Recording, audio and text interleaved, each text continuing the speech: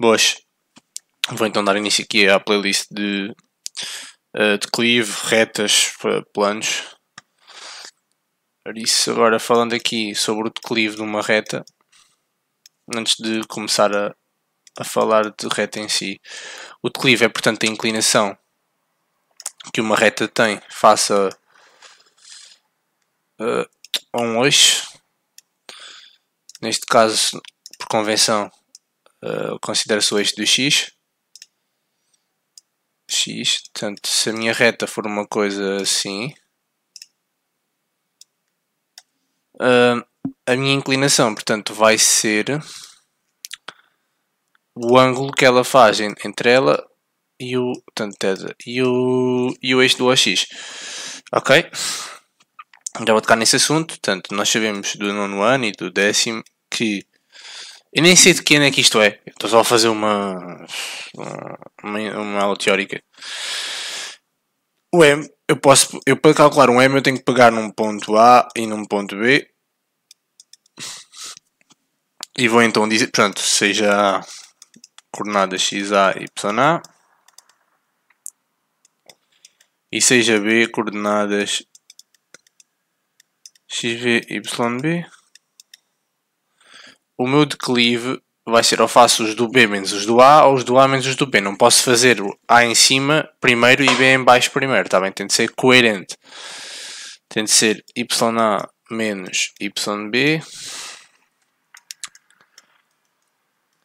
a dividir por XA menos XB ou YB, porque os menos, se houver menos, depois são compensados ou cortam-se.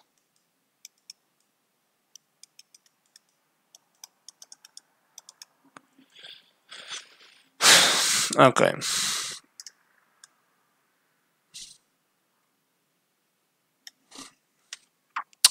Agora, como podem ver, o M é dado pela variação de um Y, dos Y de 2 pontos, a dividir pela variação dos X.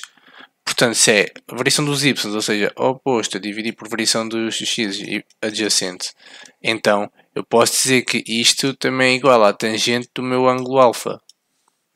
Ou, no nosso caso, ângulo θ. Enganei-me, é θ. É o que vocês quiserem chamar. Ok. E portanto agora quero fazer então um exemplo. Por exemplo, dão-me dois pontos. O ponto A, 1, 2 e o ponto B, menos 3, 4. Eu quero saber então o declive. Quero saber o declive e a equação reduzida da reta formada por estes dois pontos. Portanto, eu vou fazer o y do A menos o y do B. Dividir pelo x do A menos o x do B. Portanto, isto vai dar menos 2. Dividir por 1 mais 3, menos com menos dá mais. Portanto, menos 2 a dividir por 4, isto dá menos 1 meio. Menos 0,5. E agora, como é que eu descubro o B? Portanto, eu pego num ponto, num qualquer, posso pegar no B e substituir aqui, ou pegar no A e substituir também aqui. Tenho que substituir o x pelo x e o y pelo y. Portanto, não, vou pegar antes aqui o verde, o A, tem números mais simpáticos. 2 igual a menos 1 meio, que o M é menos 1 meio, vezes 1 mais B. Portanto, 2 mais 1 sobre 2, isto dá 5 sobre 2. Ok? Reduzir o mesmo denominador, dá 4 mais 1 dividido por 2. Portanto, este é o nosso B e, portanto, a nossa equação será menos 1 meio de x. Portanto, o declive será negativo. Quando o declive é negativo, a reta toma estas dimensões, assim. E acho que da equação reduzida está tudo. Isto só dá para fazer a duas dimensões. Vou escrever aqui. Equação reduzida só existe para duas dimensões.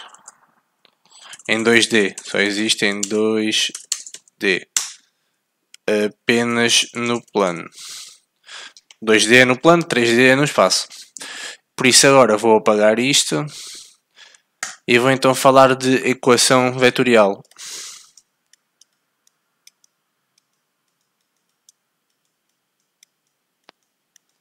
vetorial. Portanto, esta agora já funciona para o espaço e para o plano. Eu vou fazer para o espaço, para o plano era só o x e o y.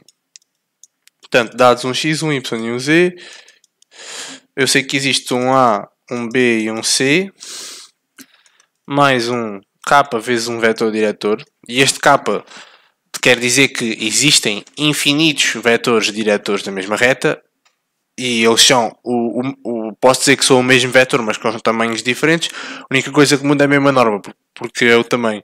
De resto, porque eu posso usar um ponto mais um vetor diretor com um determinado tamanho para atingir outro ponto. Já vou dar esses exemplos. E esses vetores diretores de vários tamanhos, mas com a mesma direção entre eles todos, eles são colineares. E já vamos falar também de vetores colineares. Portanto, agora D, E, F. Agora, vamos ver uma coisa. Com o K pertencente a R. Vou então assumir que, por exemplo, vou dizer, o vetor diretor é o 1, 2... Não, 1, 2, 1, pronto, ok. O ponto, vou dizer que é este aqui. O 1, 1, 1. E eu agora quero... basicamente, o que eu estou a ver é... E se eu somar o vetor, se eu disser que o K é 1 para K1, então que ponto é que eu vou obter quando tenho o ponto 1, 1, 1? Assumindo que o 1, 1 faz parte da reta. E portanto, quando o K é 1, eu obtenho o ponto 1 mais 1, 2, 1 mais 2, 3, 1 mais 1, 2. Mas se o K for 2, eu vou obter então 1 mais 2, 1 mais 4, 1 mais 2. Vou obter o ponto 3, 5, 3. Isto pode ser, isto é feito também, atenção, isto aqui, aliás, eu vou fazer aqui com a genérica. Isto é traduzido para equações paramétricas. Portanto, isto vai ficar x igual a mais KD, onde foi o que eu fiz, y igual a B mais KE, e Z igual a C mais KF. E agora, por falar nos colineares, eu vou resolver as três equações em ordem a K. Se o mesmo, por exemplo, se o K for igual para todos, então eu sei que os vetores são colineares. Por exemplo, eu sei que também é outra forma de calcular. Eu sei que o 1, 2, 1 é colinear com 2, 4, 2, porque eu sei que se verifica esta condição, que é o U tem que ser igual a uma constante K vezes o V. E neste caso a minha constante é 2. Porquê? Porque eu sei que se dividir, por exemplo, se eu dividir este por de baixo, dá o meio, o meio, o meio. Se eu dividir o de baixo pelo de cima, dá 2, 2, 2. Portanto, independentemente do valor que dá, de acordo com a ordem, o que importa é que ele seja igual para as três componentes. Pronto. Isto é a equação vetorial no espaço. No plano era igual, só que era assim. Pronto. Está bem? Era só isto. Agora, vou falar então da equação cartesiana.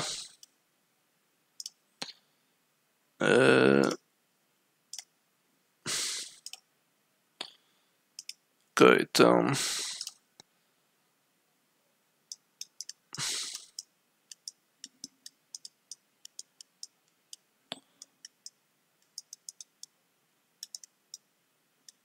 Mais uma vez, eu não sei se isto é 11º, 10º ano. Isto é só uma aula teórica. Acho que os planos é 11º. Mas pronto. Se estiveres no 10º ano e estiveres a ver isto, vês só até aos planos. E quem for 11º vê tudo. Portanto, a equação genérica da equação cartesiana é algo do género x menos a dividir por b igual a y menos c a dividir por d igual a z menos e a dividir por f, em que o meu vetor n ou v, whatever, é o b, d, f, e o meu ponto que consigo retirar dali é igual a... Aliás, prefiro escrever assim, ponto P igual a C, E. Às vezes isto pode vir de forma mentirosa, por exemplo, pode nos aparecer algo do género menos x igual a y mais 2 igual a menos z menos 5. Aqui dividir por 2.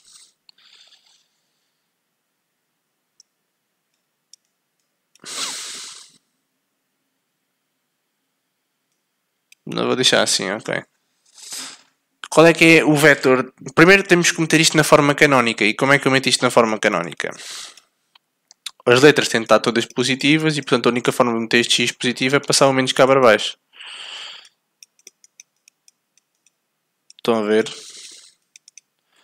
Agora, este menos vai lá para baixo. Portanto, o menos fica em evidência.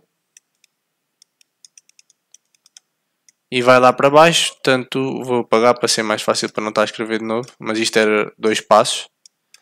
Fica assim. E, portanto, o meu vetor diretor é menos 1, 1, menos 1. E o ponto é 0. Está aqui 0. Menos 2. E aqui isto era menos 5. Menos 5. Agora, um caso específico poderia ser, por exemplo,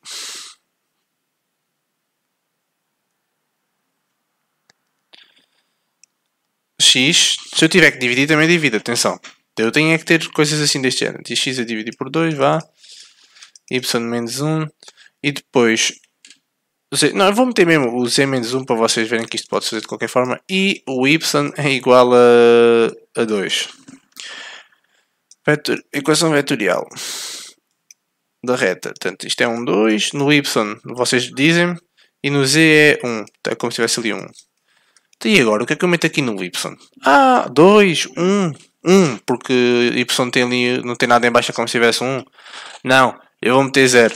Porquê? Porque o que eu estou a dizer é que nesta reta, isto é no espaço, atenção, isto é para o espaço. Nesta reta, o meu y é sempre 2. Se ele é sempre 2, então significa que na minha reta o y não varia, é sempre constante. Ora, vejam lá aqui este exemplo. Nós sabemos que, isto também dá para o espaço, mas nós sabemos que este vetor tem coordenadas 1, 0 e este vetor tem coordenadas 0, 1. Porquê? Porque no vermelho nós sabemos que o y é constante e, portanto, se o y é constante, se eu fizer m igual a y menos y, se o y é constante significa que vai dar 0 aqui em cima, no delta y, na variação dos y. E aqui vai dar um valor de delta x, só que 0 a dividir por qualquer coisa dá 0 e, portanto, não tem declive. Se não tem declive é uma coisa rasa. Aqui, para o caso do laranja, m igual a delta y, que é a única coisa que varia, dividir por 0. Isto dá infinito. E infinito fica como a tangente, fica algo assim espetado para cima. Portanto, sempre que uma das minhas variáveis é constante, significa que na parte vetorial, na parte do vetor diretor, essa variável é 0. E acho que estamos também com a cartesiana resolvida, com um exemplo. Agora, eu aqui, para falar nos planos, quero falar aqui num assunto importante, que é, a primeira coisa, antes de deduzir a equação do plano, eu quero vos dizer que quaisquer 3 pontos contidos num plano conseguem formar uma...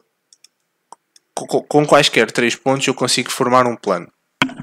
Nós sabemos que um plano tem um vetor diretor e, portanto, obrigatoriamente o vetor diretor tem que passar num dos 3 pontos que eu vou escolher para formar o meu plano. Pode ser aqui, ou pode ser aqui, ou pode ser aqui. No A, vou deixar então no B. E portanto eu sei que este vetor diretor vai ser perpendicular, por exemplo, ao BC e ao BA. Certo? Portanto, eu com um sistema consigo montar aqui pronto, eu monto as duas equações e para ter o sistema para conseguir ir buscar as coordenadas do meu vetor diretor, por exemplo, deste n aqui. Porque eu sei que o n, se são perpendiculares, eu sei que o n vezes o BC, por exemplo, quanto é que tem que dar se são perpendiculares? 0. E a mesma coisa para aqui.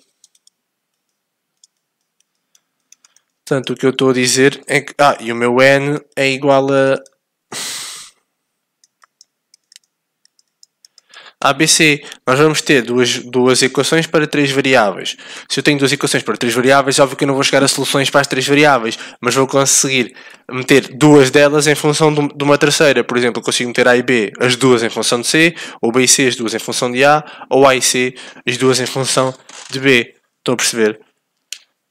E por isso eu a partir daqui consegui então sacar, tendo 3 pontos, tendo coordenadas 3 pontos, eu consigo, de um plano, eu consigo desenvolver para sacar a equação vetorial.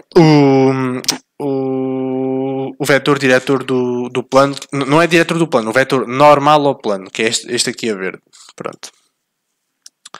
Agora, partindo por exemplo, disto, partindo de n vezes BC, eu consigo chegar à equação vetorial do plano. Vetorial não, a equação canónica ou convencional, não sei como é que... Portanto, eu vou dizer então que o BC é igual a C menos B. E vai-me dar jeito agora eu dizer que, por exemplo, vai-me dar jeito de dizer que as coordenadas do C é x, y, z. Para eu ter x, y, z na equação canónica do plano, um destes dois pontos tem que ser x, y, z. Porque senão não, vocês já vão ver porque é que não vai dar. E agora aqui o B, vou dizer que é x, x1, y1, z1. E portanto as coordenadas do vetor BC é igual a x menos x1, y menos y1 e z menos z1. Agora, eu sei que o meu vetor disto agora vai ser a, b, c vezes x menos x1, y menos y1, z menos z1 igual a 0.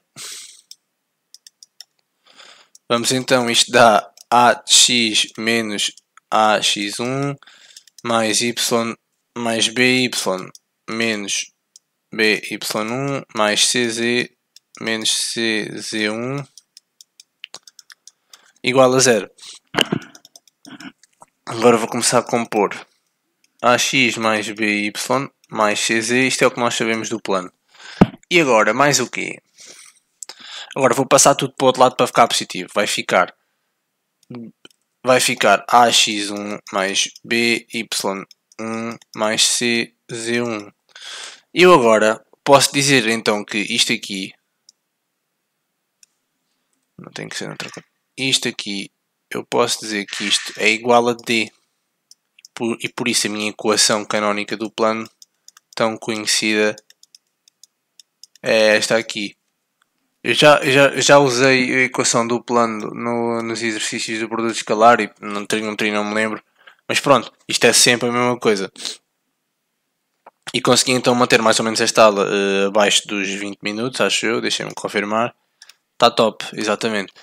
Por isso, acho que consegui cobrir todos os pontos. Não fiz exemplos de tudo, mas agora ao longo dos exercícios vamos fazê-los então. E tirar as dúvidas, ok? Não se esqueçam de subscrever. Se tiverem curtido, subscrever. Não se esqueçam de subscrever. Se tiverem curtir, pá, deem like, subscrevam, partilhem com os vossos amigos. Se tiver alguma sugestão, algum improvement para aqui, alguma dica para mim, que eu não pesco boi disto, pá, comentários, tá bom? Vá, até logo.